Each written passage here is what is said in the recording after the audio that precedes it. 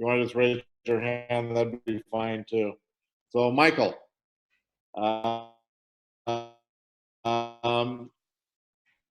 Kathleen, Makoto. I'm assuming Makoto is still on here someplace. There he is. Yes, I was raising my hand. No problem. I just, my little thing didn't scroll over fast enough for me. Susan.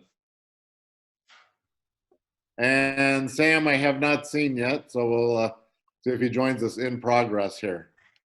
Has everybody had a chance to look at the minutes? Yes? Are there any changes or additions to the minutes? No, I read them over and I didn't see any, but there are long passages by you, Don, and by Kathleen. So you two guys need to say whether the minutes said what you said. I am comfortable with the minutes. I was in a very chatty mood that night.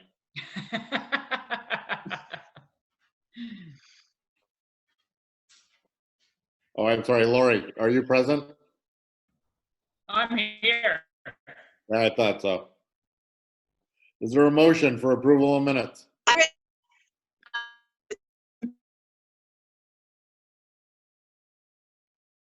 Is there a motion for approval of minutes? So move. So moved. Is there a second?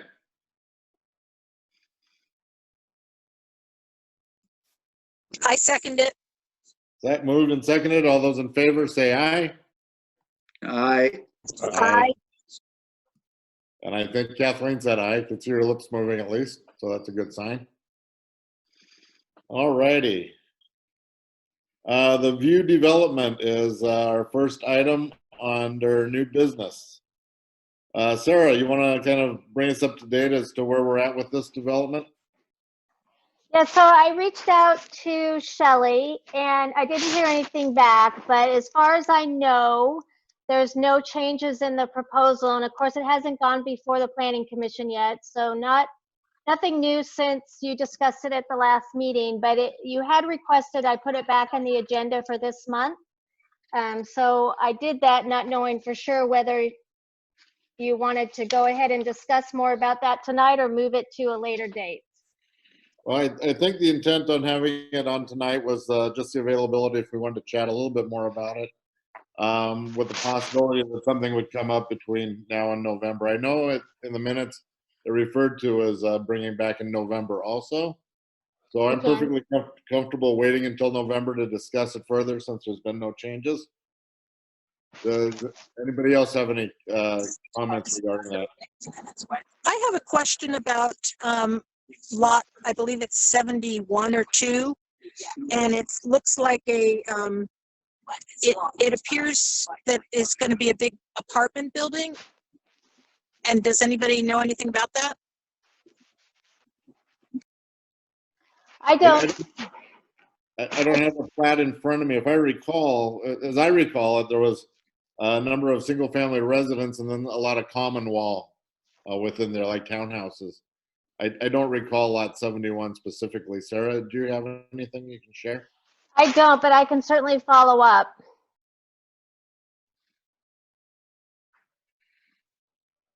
Kathleen, you don't have access to the plat by chance, do you? I will in a minute. We're just pulling into the driveway, so. Oh, must have opened the door. There we are. Michael, did you have any questions regarding the view at this point? No. Oh, Makoto, you weren't able to join us last meeting. The view is another rather substantial development that has been proposed. I don't recall the exact location off the top of my head, but it isn't. Oh, I do too. It's on the east side of Sandy, just behind the RV sales operations. Yeah, I looked at the rough drawings for it, I think a few meetings ago. And I just preliminarily read through the narrative here. Okay. Did you see anything regarding lot number 71 by chance? No, I'm not as well versed on that. Okay. No. Well, we'll see if Kathleen has made it inside yet. If she has, that's like record time. She must have sprinted from her car to her house. Are you with us, Kathleen? Yes, I am. Oh, sorry.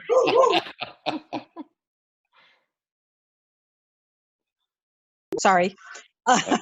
Um,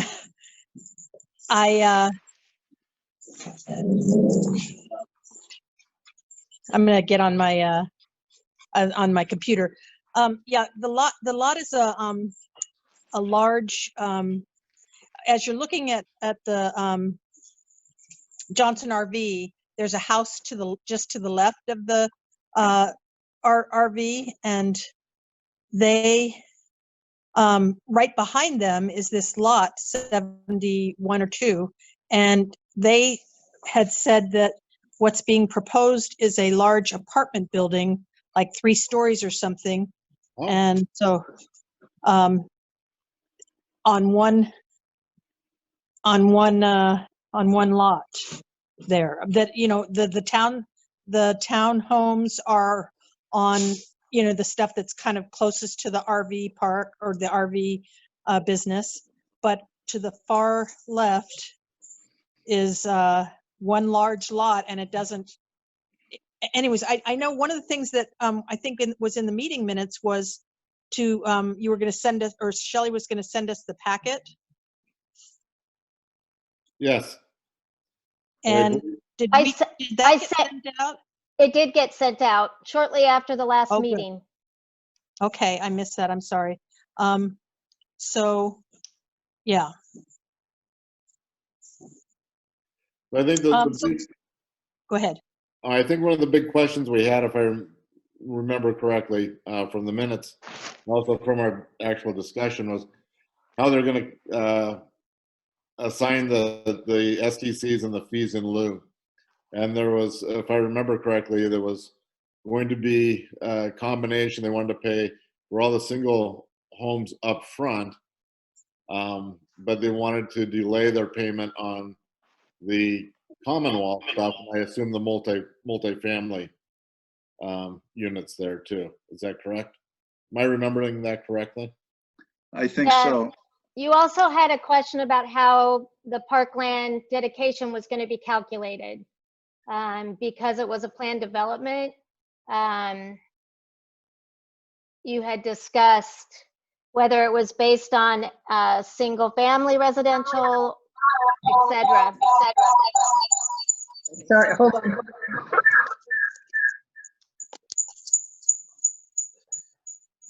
And Kathleen has two phones going. Sorry.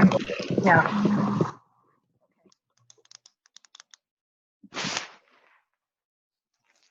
Right. I think you are correct there. That was the question, but I don't think that Shelley had the answer for us at that point either. No, she wasn't sure. Yeah, so that's the one question I have, is that, you know, that having a big apartment building there kind of adds to that density issue even more for determining how many, you know, how much SDCs are. Correct. I think we're still awaiting to find out what the formula actually is going to be for how they calculate those. So I guess we'll just have to continue to wait. Okay. I'll also follow up with Shelley and see if she's gathered any more clarity on that. That would be great. The one thing that I'm concerned, there's a couple of things I'm concerned about. One is because they aren't a planned unit development that's going to have their own homeowners association. They're planning on keeping their parks and open spaces private, or at least semi-private. That does not mean that they're not obligated to pay both the SDCs and the fee in lieu of open space. I just don't want that to get lost in the shuffle. And I think Kathleen's concern is that, you know, it's all good and fine to pay for the single family development formula for the single houses, but when you get to the Commonwealth wall or the multifamily. You want to make sure that they're using the appropriate formulas for those too. And, am I on mute? No, you're there. Okay. So it's lot 72, and then there's another lot 122, which is in the island there of Vista Loop.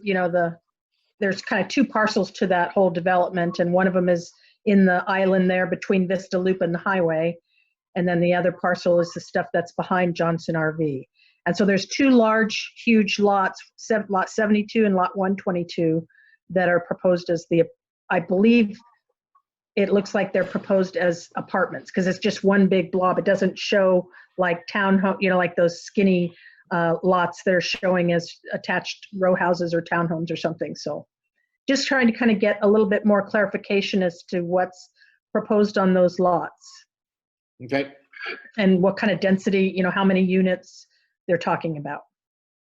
And just to clarify, this is a planned unit development? Yes. And that's why all the ambiguity with all this stuff. Yes. Yeah, it doesn't make it easy, but it is what it is. Well, I think when we're talking, when the criteria is, this outstanding and remarkable values, or whatever the criteria definition is, I don't remember the exact words, but having this, the specificity of the plan and knowing proposed is really important. Having those specific details about what's proposed on these lots is really important, so that we can kind of assess whether or not this is something that's outstanding or not. So, and that's not our call to make, but from a park standpoint, it's, something to talk about as far as, what the density is and how much parkland or park fee in lieu of would be owed and how that's calculated. Right. Okay. Well, like I said, I think that at this point we have more questions than we have answers, and we're just going to have to wait a little bit to get some of those answers before we can take and make any recommendations regarding them.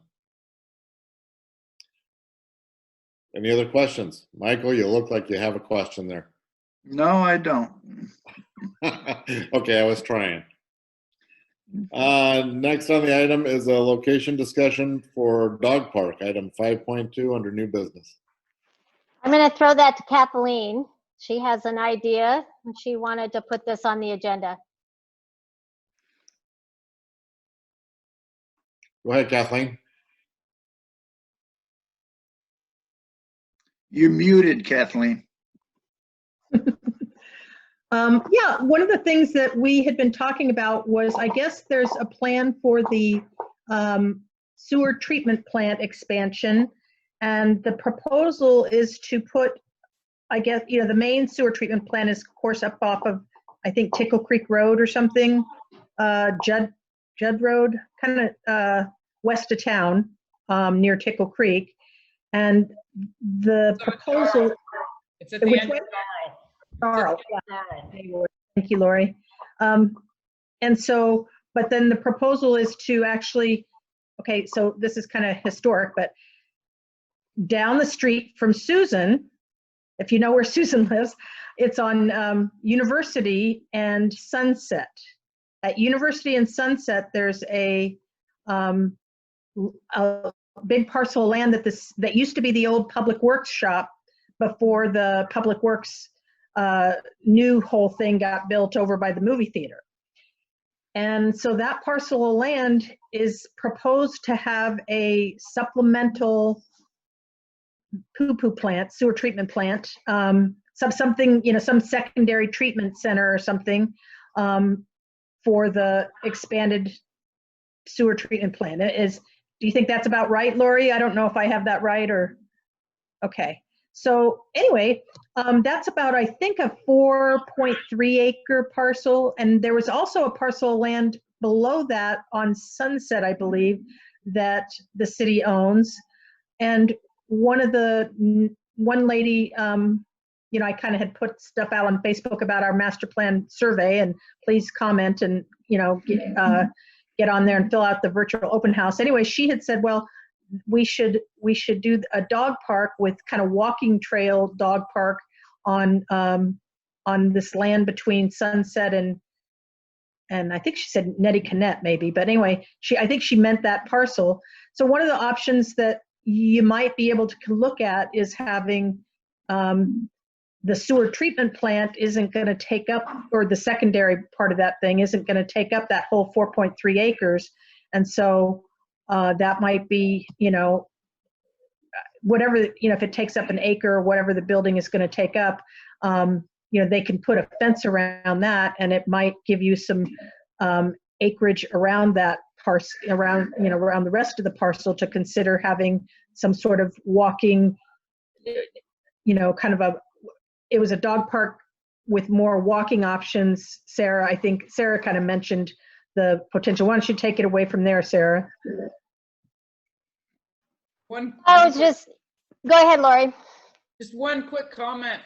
To my knowledge, it's a brown site because it was the previous location of City Shops. I don't know what the land use laws are for brown sites. So that might be worth investigating before you get too far into that. What's a brown site? So because it was City Shops, so you had motor oils and various chemicals leaching into the soil, so that those properties can only be used for certain things unless they go in and treat it as a hazmat. It's very expensive, and you'll see the same thing kind of happens in places where there used to be a gas station or a fuel station. And they have to sit for a period of time. So again, I have absolutely no idea. It's very feasible that property would be a great location for something like this, but I'm just not sure. So just want to make sure you guys were aware of that. I do recall that, and I know I believe they did something. I think they cleaned it up. They had to pay a lot of money to get it cleaned up, but that's a great thing to bring up. And because I know for a while there they were selling. I don't know if they sold the property and got it back or just what, but. Yeah, I'm not sure, 'cause when we looked at it last year in regards to the extension of the sewage, I believe it was still listed as a brown site. So. Oh, really? Okay. Well, but please check me. Don't. Right, and brownfield, just because it's designated as a brownfield doesn't necessarily disqualify it from use as a not at all. or other amenity. Yeah, All not depends at all. on. Just. Yeah, it all depends on what the pollution levels are, and what types of pollution it was, and what the remediation requirements are. I know that, for instance, in Gresham, the arts park there, right in their downtown area where their splash pad is, that was the old bus barn for the school district. That was a Brownsfield site when that was purchased as a park, and we had to go through and do a remediation on that. And it wasn't cheap, but it definitely could be done. Yeah, and it might be a great, again, might be a great location. So just wanted to throw that little piece in there. Good to know. Good to know. Okay. I think this is something that hopefully will be picked up on the city master planning process for parks as a possible location. I know that many people have talked about wanting a second location or a second dog park, not just to kind of share the burden of the demand for the dogs, but also to kind of spread it out amongst the community so they don't have to drive across town, for instance, to get to one. So that would be a good possibility. Any other discussion regarding the location discussion of a dog park? Well, and I think that parcel's already fenced, as I recall. So. Oh, well, that makes it easy. Comes Save some pre-built. money. Rebuilt if the remediation isn't too bad, so that would be a good thing. Yeah. Alrighty, well, let's move along then to code of conduct for boards and commissions, and I see that Councilor Laurie Smallwood, if you would like to enlighten us, that would be great. Well, has everybody had an opportunity to read the basically the new policy? Have you guys had an opportunity to read it? I have had the opportunity to review it. Perfect. I'm making the assumption that this is a first-time policy for the city. It is. So it came to council's attention in regard to just some things that have been put out on social media over the last few months, and just ways in which some people have been treated, whether online or in person. We had no code of conduct for commissions or advisory boards. And so we wanted to get something in place, recognizing that everybody's a volunteer, including people on council. Everybody's trying to do the best they can. And I think it's really important that, as such, especially an advisory board or council or, commissions, that we need to treat each other with respect, fairness, some understanding, a little bit of grace sometimes. But also that, hey, we're all volunteering, and people deserve respect, and the other piece to it is that there's been some things put out on social media that are, I guess the best I can refer to it as controlled narratives, where pieces of things have been put out, but it's not the entire truth, or it's not the background of the story. And so it's caused some problems, it's caused some frustration. And so we've just basically asked staff to put this code of conduct together. It'll be a policy that everybody will adhere to. And that goes both elected and volunteer, correct? That's correct. Yep. And so it'll come before council. We have full intention of signing it. It'll come before council here in the next, I'm not sure exactly when it's on the agenda, but yeah, absolutely. Okay. Now, does this pertain to council and administrative employees? This does not pertain to employees. This is strictly, they have their own code of conduct, and council and employees are held, there's ORSs and state statutes that falls under. So this is specifically for advisory boards and commissions. What's an ORS? Oregon Revised statute. statute. Yep. It's state laws. Yep. State laws.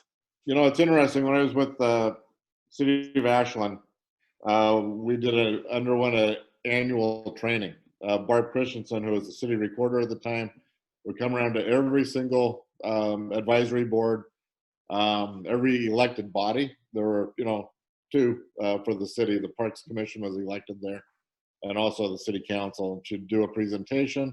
It dealt with ethics and conduct both. And at the end of the day, we all certified that we received our training and move forward with that. Mm-hmm. I also sit on the local government's grants program with the state of Oregon.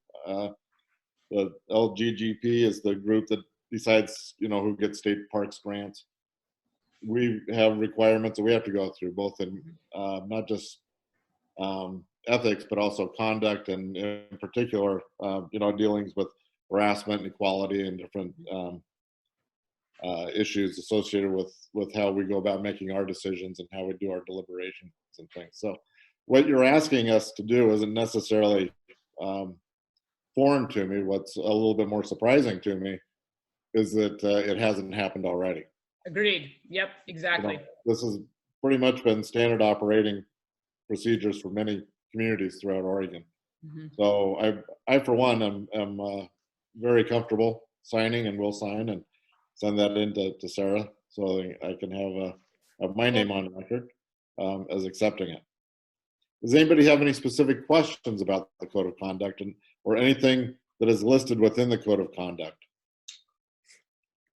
There's some stuff in there that does seem highly subjective to interpretation that I think would probably be better if it was more tightly worded. But do you have some examples you'd like to throw in, Makoto? Well, just the definition of some of the wording that's used. Let's see. I mean, just who's to say like what's respectful and what's not respectful? Who's to say what's truthful and not truthful? Says speak truthfully. Stuff like that. Well, I think that if something's truthful, it's truthful. I don't think that's subjective. There's been a lot of stuff put on social media, especially regarding the Bailey Meadows subdivision, that was flat inaccurate.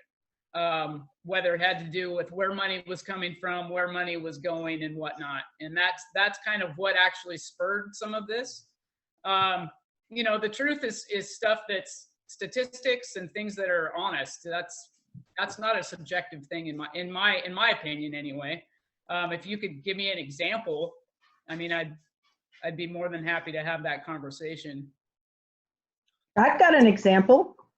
So the meeting staff reports and meeting minutes and city website all document the process the city went through for that, where they eliminated the policy that development should pay for itself and that the city should be neutral on growth.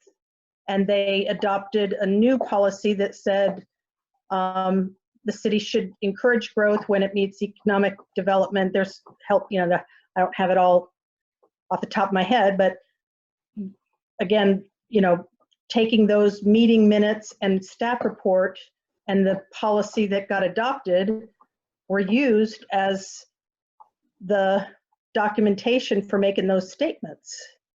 And yet what's been confusing to a lot of us is that we're being told that was taken out of context. It's a lie.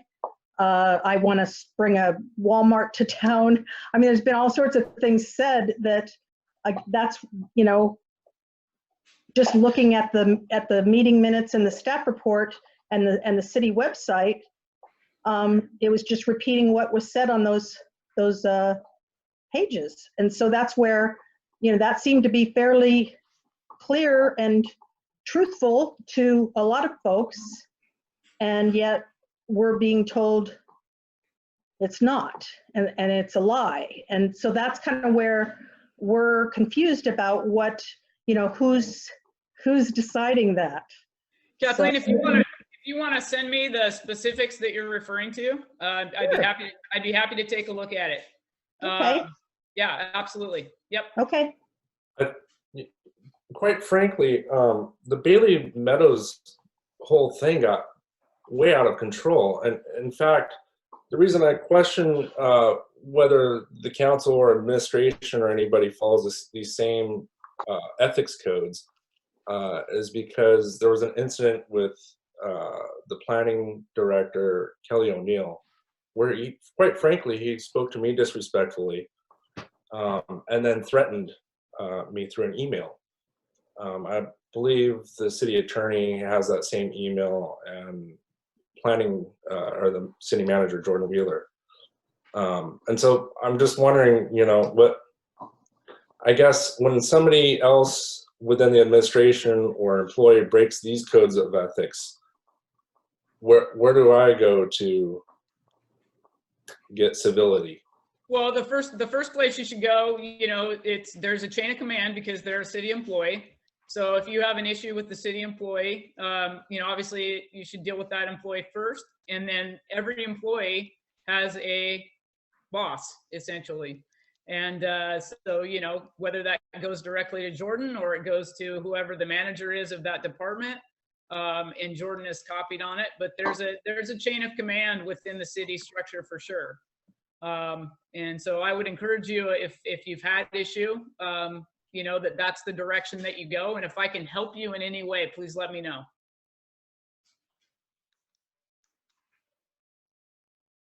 Thank you.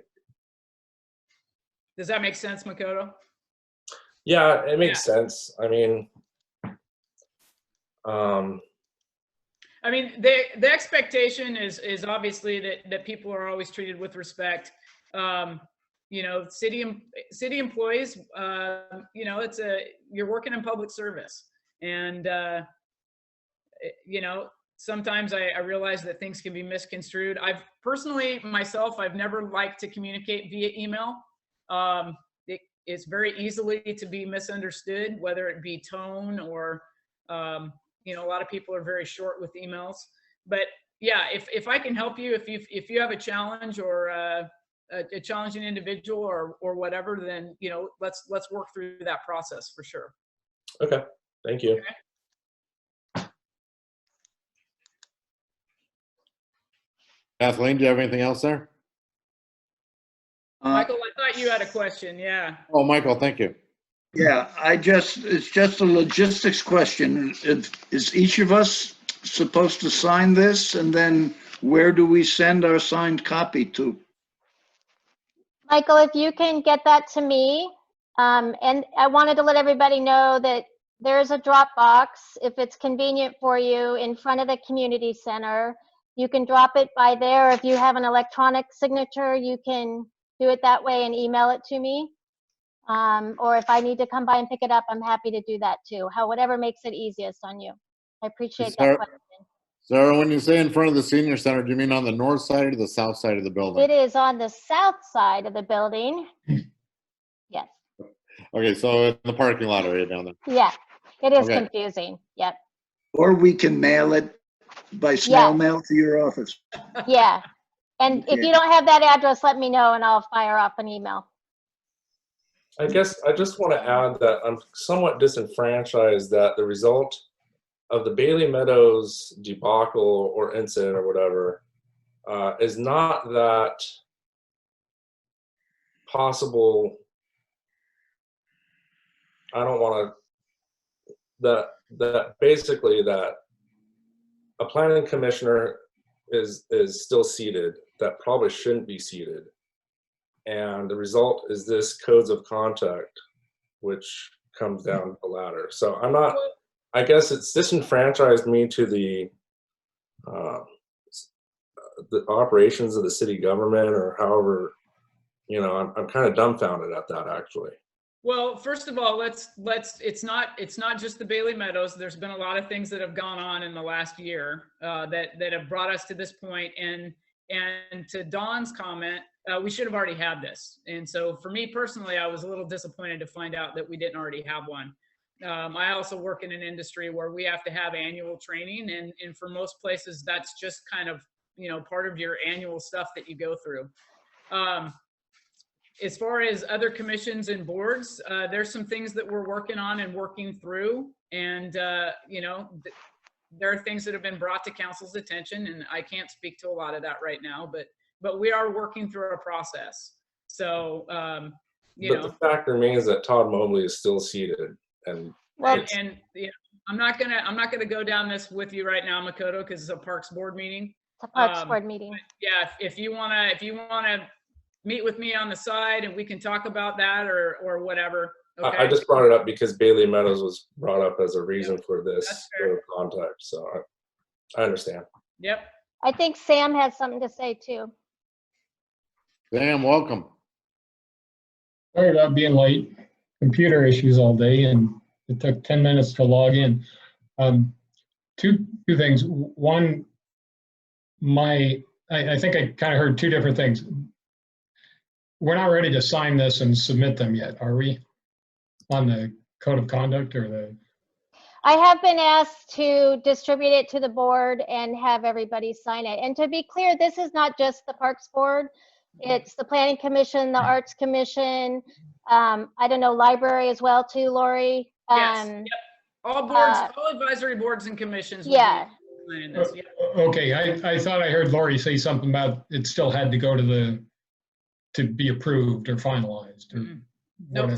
sorry. I think what she was referring to is that council has agreed that they are going to abide by these code of conduct as well, and there'll be a formal point at a meeting, I guess. Is that true, Laurie, where you guys will acknowledge that?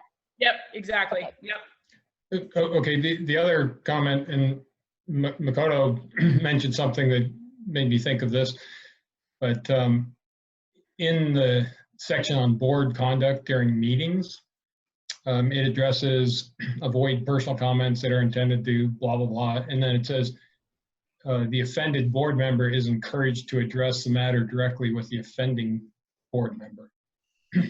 But then it doesn't say it to do anything after that, or what would be the next step. And that might be something that would be worthwhile to have in there as to if that doesn't resolve the issue. I'm fine with signing this, and I'll do that, but just a comment on it. That's Okay. actually, Sam, that's actually a good comment. I didn't pick that up when I read it, so let me work on that one for you. Yeah. That's my 2 cents. Yeah. I mean, off the cuff, I'd say, you deal with that board member, and then you deal with, whoever the head of the commission and kind of work your way up. But that is a good point that that's not addressed in the code. So. I just thought maybe with these unresolved questions about it, could we have it go to the city council first and then get the changes settled and come back? Because this is the first time we've seen it, and Susan, it sounds like it's not a finished product.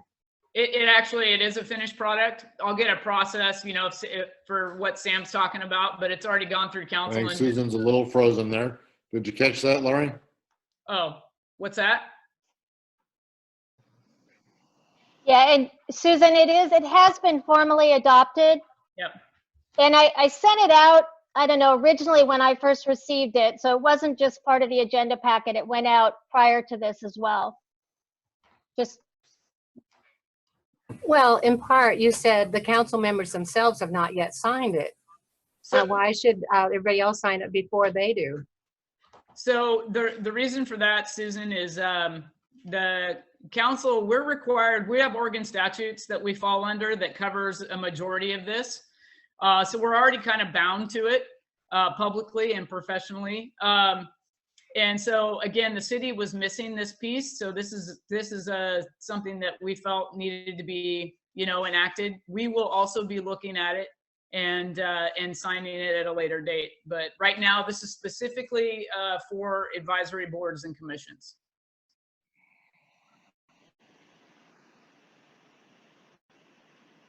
You're muted, Susan, sorry. I was just gonna say, well, okay, so no input from us, fine.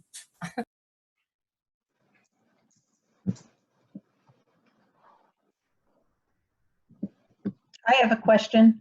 On, I don't know what page it is, but it says stuff like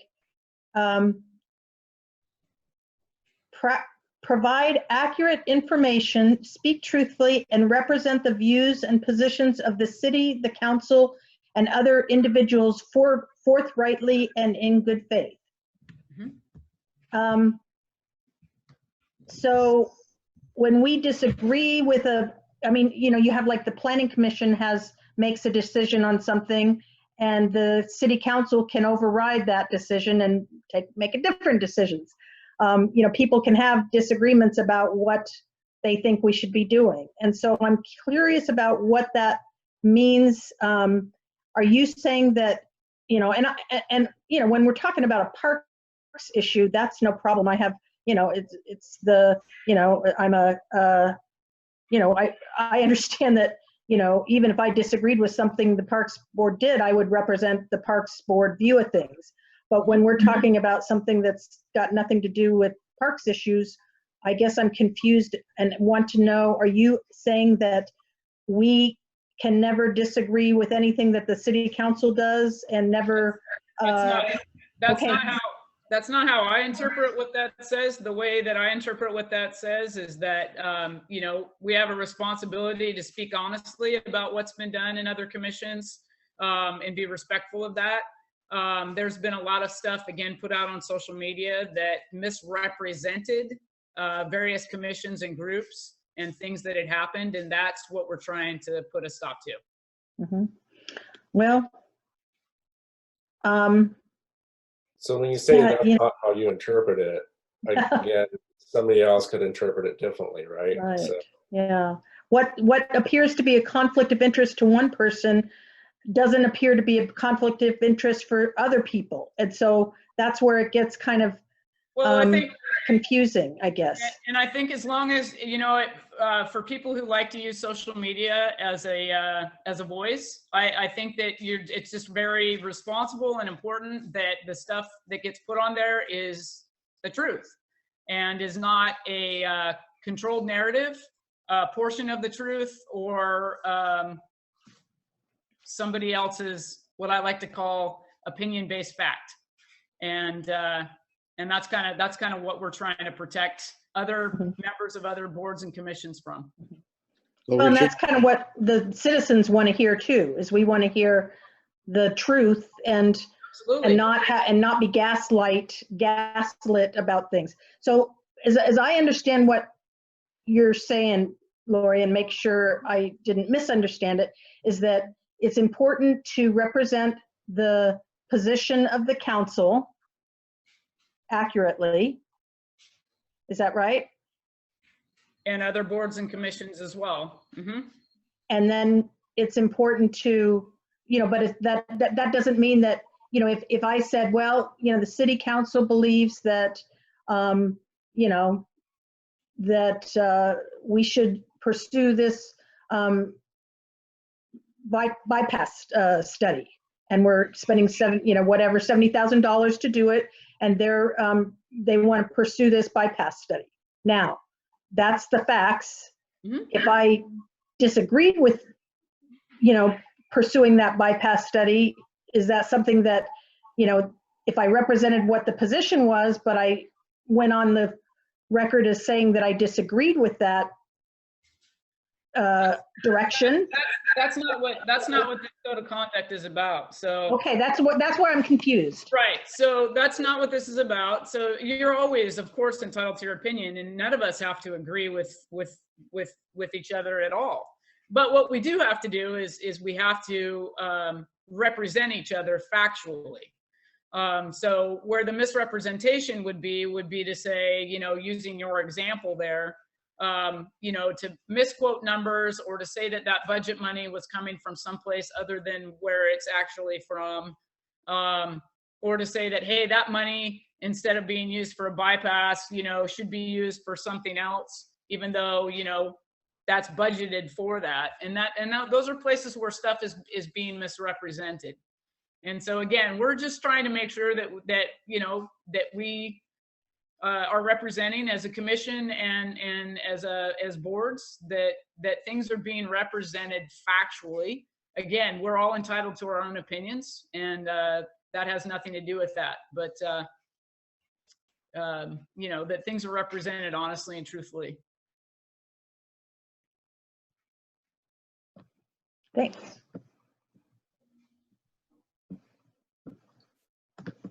any other questions or concerns? Yeah, it says on page 3 under integrity, it says make independent, objective, fair, and impartial judgments and avoid relationships and actions that give the appearance of compromising objectivity, independence, and honesty. Is this like, is it retroactive or what? Like, aren't No, those? it's not retroactive. It shouldn't. No, I mean, this is moving forward. what I mean is like that's a given, right? That's. It hasn't been, Yeah. and hence we're here. What's the process of removing board members in general, or whatever board it is? Well, you basically, you interview for the process. If basically council does not have to renew a parks position, or parks. I'm saying parks because we're at a parks meeting. Whatever For board. a council or board, city council does not have to renew that position. So typically, If this is broken in any way, then the person remains until the end of their term? No. So what's the process of removing a board member? Well, it would just be basically, Don, did you have something you were going to add before I? no, go ahead. Basically, it would be if you didn't follow the code of conduct, the city council would have the option to ask a person to step down. And in all your years of service, how many times has that occurred? I have never come into that, and I would hope that would not be the case. 35 years of working with boards and commissions, I have never, ever seen that be the case. And it shouldn't be, right? Because we're all here again, everybody's here volunteering and we're all trying to do the best job we can. So I can't imagine anything like that happening. I would hope not anyway. It's 2020. Well, there is that. Okay, any other questions or concerns regarding this? Was the 2020 comment in hindsight or a reference to the year 2020? Because I think it could work either way there. I look forward to it being in hindsight. Ugh. So do I. I had somebody tell me the other day that they hope 2021's not sitting on the sidelines saying, hold my beer, get ready. Oh, yeah. Well, I'll hold By that. the way, I have to thank you, Laurie, and your workmates and everything. You know, you don't realize what a service emergency services is until there's an emergency, and you know the fire was really scary. So I appreciate everything you guys do, all the accidents you go to and everything. You know, you guys rock. Oh, well, it's our pleasure. So yeah, we work in a great community with a lot of great people. Mm-hmm. Okay, if we're done with the Love Fest, why don't we just move on to old business here? Sarah, would you mind talking to us a little bit about the virtual open house response and our extended deadlines? Yes, so the good news is the deadline is extended to October 25th. And I don't want to call it bad news, but I'm shocked at how few people have actually participated in the virtual open house. I hope everybody in the Parks Board will, if you haven't already. As of a couple days ago, we've had 54 completed surveys for the virtual open house. We've had about 254 visits to the open house, but I've probably gone 10 times myself looking around and not completing it yet. So, we have, just to review, we have really blasted this, including knocking on doors with flyers. And it's been on the reader board, Facebook, it's gone out in newsletters.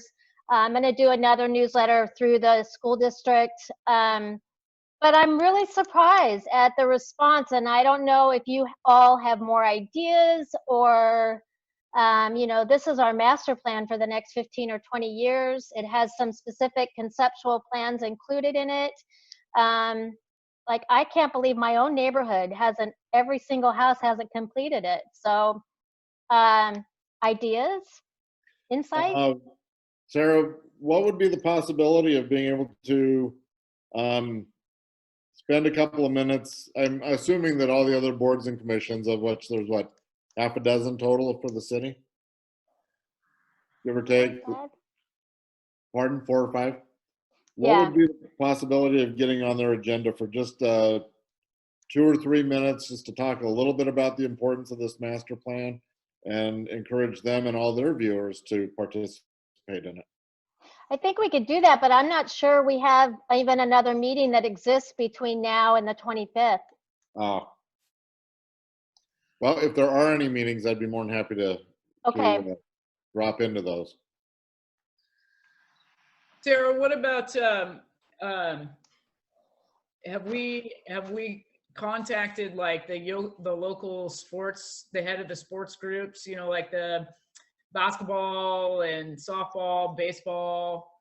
Getting it out through the school district is a great idea. I was just trying to think of something else that might hit a lot of people at once. I did send it out in a e-newsletter that should have gone to all those people, because basically I pull those addresses from things like softball, Mountain Storm, all that kind of stuff. So they should have received it. I don't get a very good open rate for those newsletters. Jeff gets a better one than I do with the Sandy Source, and he did send that out in the Sandy Source as well. I have on my list, there's about 3,500 households, and I think maybe 600 or 700 people open it and read it. So I'm going to send another one and change the heading, the subject line and everything, and see if I can get a few more. But it's, the reader board is a pretty good way, but it's hard to get enough information on the reader board sometimes for people to connect. Oh, I need to go do that. but I'm going to keep hitting it with our traditional outlets. I even put it as an event on Facebook because people, if they acknowledge that event or show interest in it, then it will keep showing up as a reminder that it's coming up. So hopefully towards the end, we'll get an influx, but I'm surprised. Yeah, I Laurie, am too. Laurie, you guys have a reader board in front of the fire station, don't you? We do. Yeah, we absolutely do. Would it be possible to put a little crawl on that? Yeah, Sarah, if you want to contact Nanette tomorrow or shoot me a text, and Okay. I'll hassle her tomorrow and see if we can get that put up. I am going to be under sedation tomorrow, so I probably having Good for some you. dental surgery. So I'll take care of okay. it. I'll take care of it. Yeah, I'll Hey, see. if we have any contacts with ODOT, they have a nice, very obvious reader board coming into town too. I mean, it's so hard right now. Short of standing in front of Fred Meyer's with a flyer, which is not the best idea, then it's hard, you know? It's very hard. One of the things that I talked to somebody in your neighborhood, actually, Sarah, to your point, I asked him, anytime I see anybody with kids, I'm kind of even, it's kind of a little stocky behavior there, but I kind of pull over and go, oh, hi, have you filled out the, I kind of stopped there at the skate park. A couple moms were getting the kids out of the car and everything. And so I talked to them and I talked to the one in Deer Point, and she says, I tried to get on there and do it, and I couldn't find it. I couldn't do it.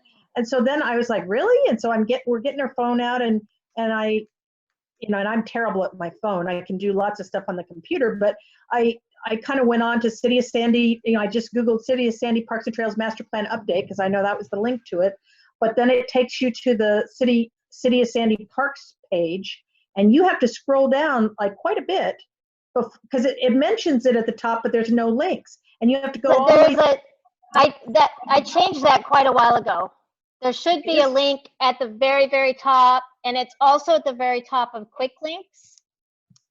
I'm going to look real quick on my phone because I wonder on the mobile version, I wonder if it's all skewed, but on the computer version, it should be right at the top, both under quick links and under the parks information page.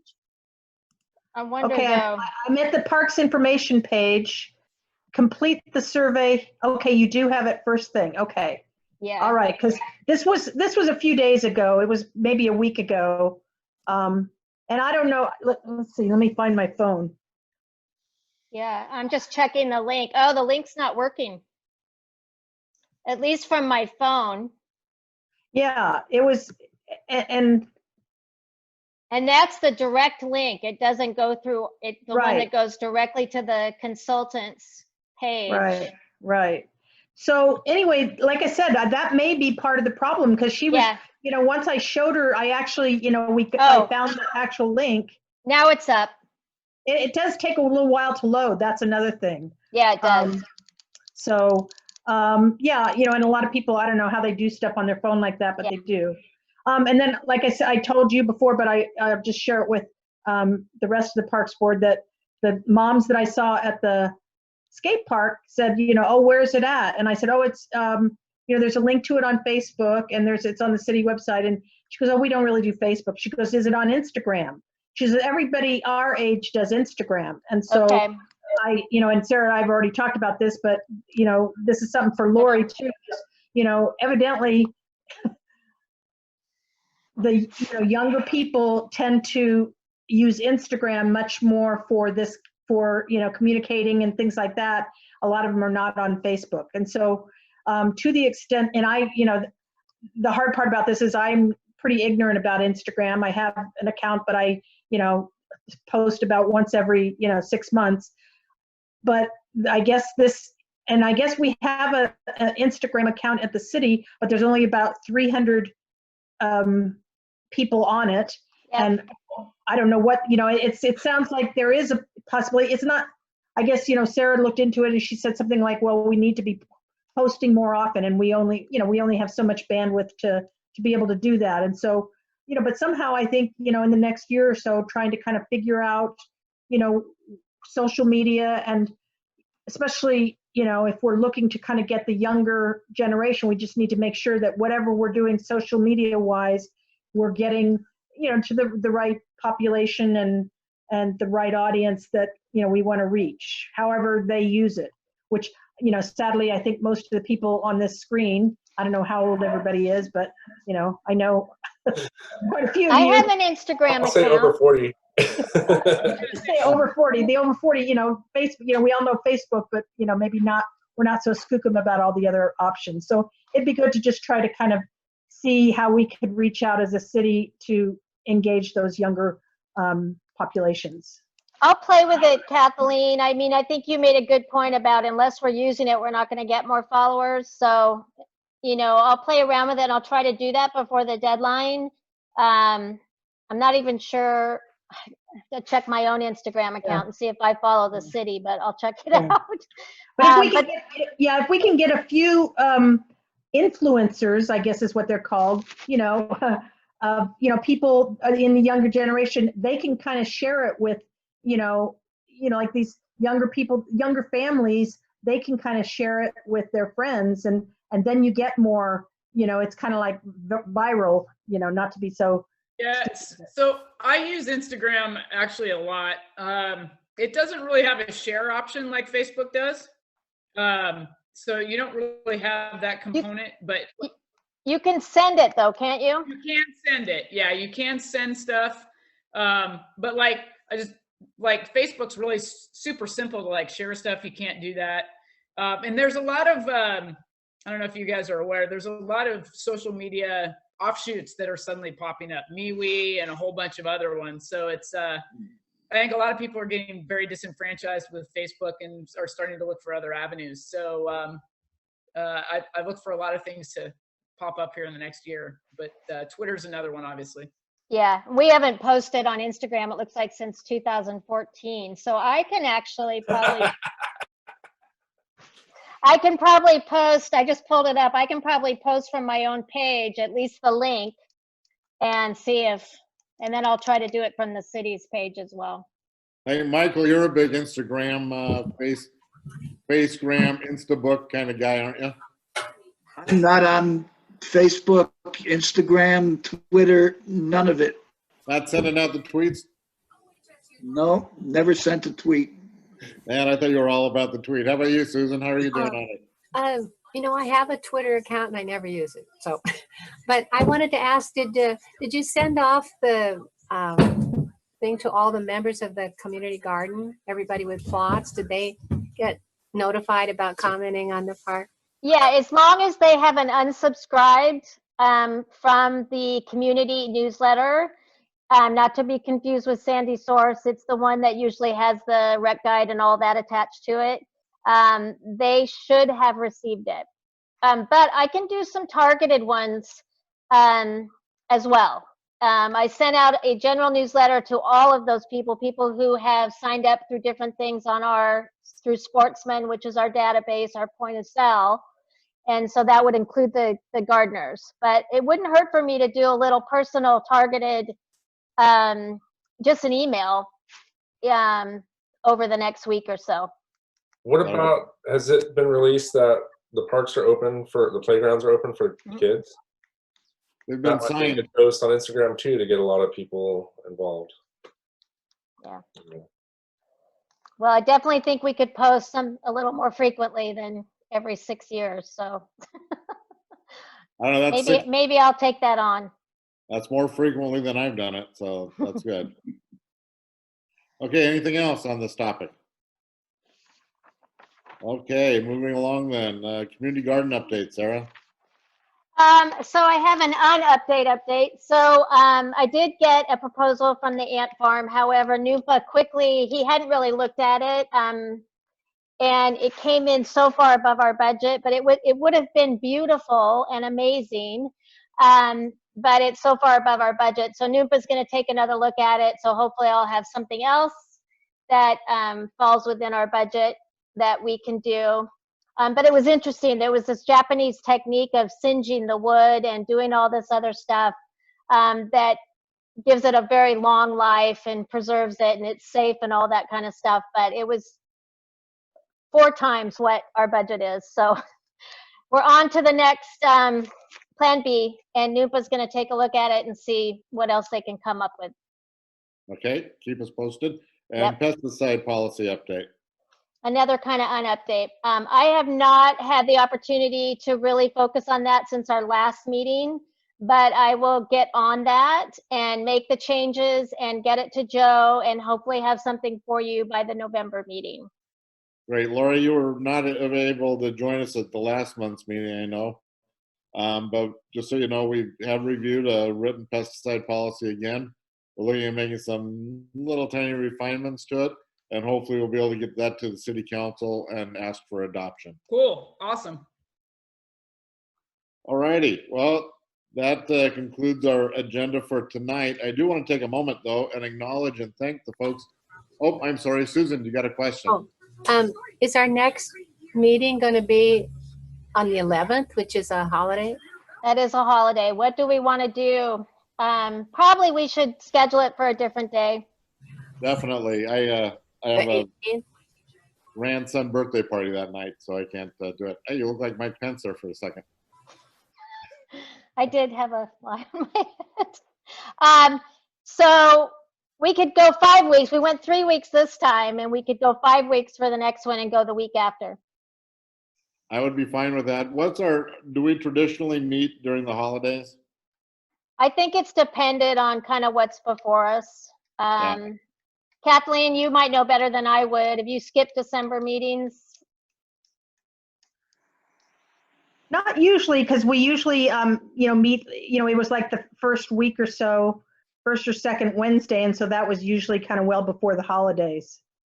I'm kind of confused. If we're not doing the 11th, what are you proposing? The 18th would it be? That would right? be the 18th, yeah. And Wednesday? so, but if you're talking about wanting to have something on the views, is that what you wanted to do for the next, because it's coming before the Planning Commission or something? Well, one of the questions I have is, when it goes before the Planning Commission, that proposal hasn't been approved yet, right? By the Planning Commission. We could go a week earlier if you're concerned about that. Like, so the week before the 11th. That would be the 4th. Yeah, I'm not going to be available on the 4th either. Okay. So you want to do the 18th? I could do the 5th. I could do any day but the 4th, and I can't do the 11th. Can you do the 12th? I can. Can anybody do else do 12th. the 12th? That would be a Thursday. Laurie, what's Thursday like for you? That's fine. Okay. All right. Good. Okay. That works. That works for everybody? Okay. Anyway, as I was saying, I want to take a moment and acknowledge and appreciate that we had some visitors with us this evening. We had Mary Casey and Rachel Stevens, who are joining us this evening. They're applicants for joining our organization. I hope we didn't frighten you off too much. No, thank you for including me. I think it's really interesting. Well, my understanding is to complete the whatever. What are you guys calling that? Is it a survey or the master plan. Master plan. Yeah, I went online and I had no idea about that. So I'm so glad during the meeting, I'm like, oh, let me look this up because it was Rachel, in the email. Could I give you a call tomorrow and just ask you a couple questions about reaching out and how it is we missed, because I'd like to know, because that might help me do some targeted work here over the next week or so. Sure. Okay. Absolutely. Yeah. I mean, I teach, I teach at Furwood, so I am teaching online from, I'm free after about 2:00. So anytime after 2:00 and before I pick my kids up at 5:30, I'm free. Well, thank you for being a teacher, for crying out loud. That's a lot of work right now. Well, great to Not teach, easy. Rachel. Especially right now. Holy cow. Rachel, Yeah. what grade teach? Oh, I teach the 5th grade. At Fifth Kerwood.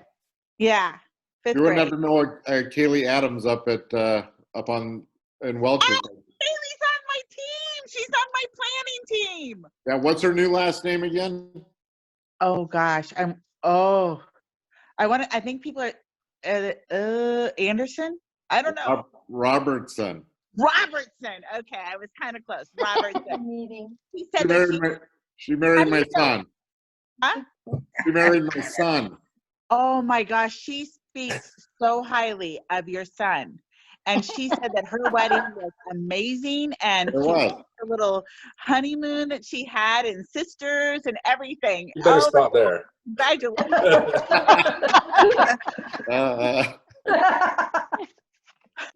Rachel, Anyway, what neighborhood do you live in, Rachel? Oh gosh, what is my neighborhood? I am so close to Tickle Creek. I go on that trail all the time. I just moved to Sandy in March. I've been teaching in Sandy for 4 years, but I was living in Gresham while I was teaching here. So I live on Tal Drive, Oh. like to the side of Fred Meyer's. Yep. Great. Okay. and Mary, Yes, what part of town do you live in? I live in Cascadia Village. Oh, you're not far from me. I'm across Bornstead from you over in Zion Meadows. Oh, okay. Yeah, we live in the green space. Well, up against the green space. That will Okay. soon be going away, but Right. thank you so much for having me here. Well, thank you for being here. Thanks for coming out and joining us this evening. What motivated you to want to get involved? Sandy has just been so great to us. The people here are amazing. I cannot get over it. And I just want to give back. Good. I want to, give back and do the same thing for other new people who are moving in. Nice. Are you a new resident? We've been here 11 years. Very good. Very good. So- Well, you got me beat. I've only been here 2. Pardon me? But I've only been here for 2 years, so you got me Oh. beat. Yeah. Well, It's wonderful here. I love it here. yeah. Or my wife and I enjoy it very much too. Well, Rachel and Done. yes. Okay, hey, sorry, there was one other thing on the agenda, but I realized I added it maybe after I sent you the packet. Oh, But very quickly, I attended a webinar this morning for the community, Oregon Community Paths Grant. And as it turns out, it's really more of a active transportation piece. But I just wanted to make you aware of it. I wanted the board to think about any projects that might overlap. Like, so they're looking at bike lanes, bike paths, trail connects, safe routes to school. And their letter of intent is due like in 10 days or something like that. But they do this every 2 years, or that's their planning. We just got the information. I listened in, and I've sent it out also to Kelly and Andy and Jordan, and Mike's aware of it. He actually sent it to me. But there might be something that I'm not thinking about that might qualify, but it has to have that active transportation piece. And it can't be maintenance, but it can be reconstruction.